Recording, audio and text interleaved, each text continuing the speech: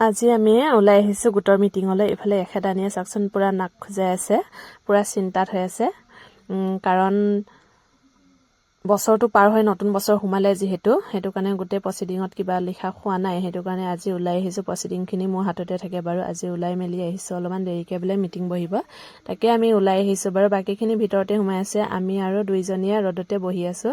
আৰু ক'লোঁ যে আজি আমি বাহিৰতে মিটিংখন কৰিম, যিহেতু ঠাণ্ডা, ভিতৰত বহুত ঠাণ্ডা। তাকে এজন এজনকৈ এতিয়া ওলাই আহি আছে বাৰু।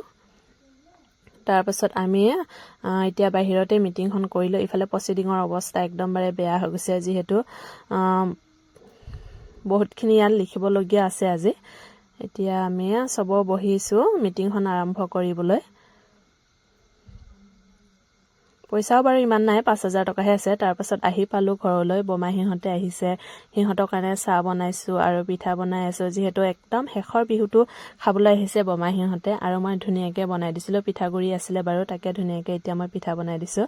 আৰু ইয়াৰ মাজতে আপোনালোকক কথা এষাৰ কওঁ, মই যিহেতু ভিডিঅ' বনাই থাকোঁ, মই ভিডিঅ' বনাওঁ, কিন্তু আমাৰ গাঁৱৰ মানুহ, ওচৰ চুবুৰীয়া মানুহ একদম গা জ্বলি থাকে দেই।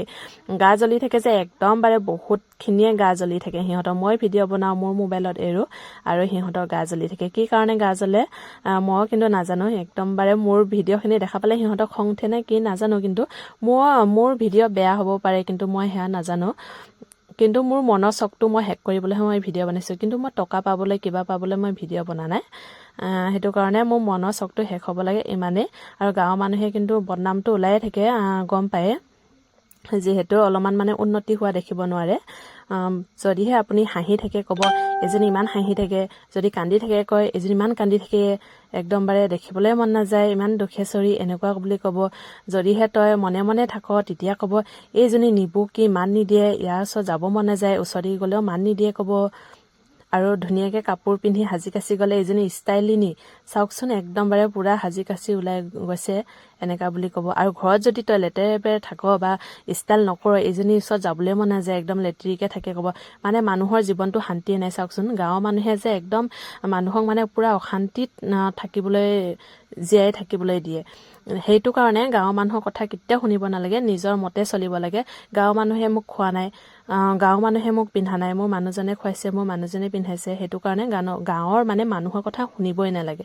কাৰণ গাঁৱৰ মানুহে ক'বই, নানানটা ধৰণৰ ক'ব, আপোনাক উন্নতি হোৱা দেখিব নোৱাৰিব। সিহঁতৰ পৰা উন্নতি হ'লে আকৌ মানে সিহঁতৰ পৰা আমি ভাল হ'ম, সেইটো কাৰণে সিহঁতে দেখিব নোৱাৰে। আমাৰ মানে গুণ গাই থাকে। সেইটো কাৰণে মানে ওচৰ চুবুৰীয়া আৰু গাঁৱৰ মানুহে কেতিয়াও মানে সহায় নকৰে। আন বেলেগ মানুহে সহায় কৰিব, কিন্তু বেলেগ মানুহে কৰিব, কেতিয়াও গাঁৱৰ মানুহে সহায় নকৰে আপোনাক। কাৰণ সহায় কৰিলে আকৌ মই আগবাঢ়ি যাম, সিহঁতে পিছ পৰি যাব। সেইটো কাৰণে কেতিয়াও আগবঢ়াই মানে নিবলৈ নোখোজে, সিহঁতে উন্নতি হোৱা দেখিবলৈ নোৱাৰে। সেইটো কাৰণে বেলেগ মানুহে কিন্তু সহায় কৰিব। আপুনি যদি মই পুখুৰী এটাত পৰি গৈছোঁ, উঠাই দিয়ক যদি কওঁ, মই হাতখন মেলোঁ, কেতিয়াও গাঁৱৰ মানুহে আৰু ওচৰ চুবুৰীয়া মানুহে কেতিয়াও পাৰলৈ উঠাই নানে। কিন্তু আন বেলেগ মানুহে সেইটো কাৰণে হাতত ধৰি পাৰ কৰাব, বা নদীত পৰি আছ সাঁতুৰি হ'লেও যায় পাৰলৈ উঠাব, কিন্তু গাঁৱৰ মানুহে কেতিয়াও নুঠায়। সেইটো কাৰণে আপোনালোকে গম পাব, গাঁৱৰ মানুহ আৰু ওচৰ চুবুৰীয়াই কেতিয়াও সহায় নকৰে। বেলেগ মানুহে সহায় কৰিলেও ওচৰ চুবুৰীয়া মানুহে কেতিয়াও সহায় নকৰে। কিবা এটা বিপদত পৰিলেও তোক বেলেগে সহায় কৰিব। সেইটো কাৰণে চবৰ লগত মিলি জুলি থাকিব লাগে, বা গাঁৱৰ বুলিয়ে নহয়, বাহিৰৰ মানুহৰ লগতো ধুনীয়াকৈ শুশ্ৰূষা কৰিব লাগে। কাৰণ সেই মানুহজনে চাগে আমাক কেতিয়াবা বিপদত পৰিলে সিহঁতেও সহায় কৰিব। গাঁৱৰ মানুহক কোনো ভৰসা কৰিবলৈ নোৱাৰি। সেইটো কাৰণে গাঁৱৰ মানুহক সদায় আমি দেখা পাই থাকোঁ, এই দেখা পাই থকা মানুহে আমাৰ কাৰণে সদায় শত্ৰু হৈ থাকে। কিন্তু আন বেলেগ অচিনাকি গাঁৱৰ মানুহে কিন্তু সহায় কৰিব পাৰে, কিন্তু গাঁৱৰ মানুহে কেতিয়াও সহায় নকৰে। আৰু আজি মোৰ মনৰ কথাখিনি যিমানখিনি আছিলে আপোনালোকৰ আগত শ্বেয়াৰ কৰিলোঁ। যদি মই কিবা কওঁতে মাতোঁতে কিবা ভুল ভ্ৰান্তি হৈছে, আপোনালোকে ক্ষমা কৰিব। কিন্তু মই আজি মোৰ মনৰ কথাখিনি গোটেইখিনি খুলি কৈছোঁ, মানে মোৰ ক্ষেত্ৰত বহুতখিনি এনেকুৱা ঘটি থাকে। সেইটো কাৰণে মই আজি মোৰ মনৰ কথা শ্বেয়াৰ কৰিছোঁ। কাৰণ আপোনালোকে মোৰ নিচিনা ফেমিলিৰ দৰে, মানে আপোনালোকৰ মানুহৰ লগত যদি মই কথাবোৰ শ্বেয়াৰ নকৰোঁ, কাৰ লগত শ্বেয়াৰ কৰিম? সেইটো কাৰণে আপোনালোকৰ আগত কথাবোৰ শ্বেয়াৰ কৰিছোঁ। কাৰণ আপোনালোকেও মোৰ ফেমিলিৰ দৰে হৈ আছে। সেইটো কাৰণে আজি মোৰ 10,042জন মোৰ ফলোৱাৰ্ছ, এইবোৰ মোৰ গোটেই ঘৰৰ ফেমিলিৰ দৰে হৈ আছে। সেইটো কাৰণে আপোনালোকৰ আগত মই শ্বেয়াৰ কৰিলোঁ কথাষাৰ। আপোনালোকৰ যদি মোৰ ভিডিঅ' ভাল লাগে, লাইক শ্বেয়াৰ কমেণ্ট কৰি দিবা আৰু ফ'ল' কৰি দিবা। Bye bye.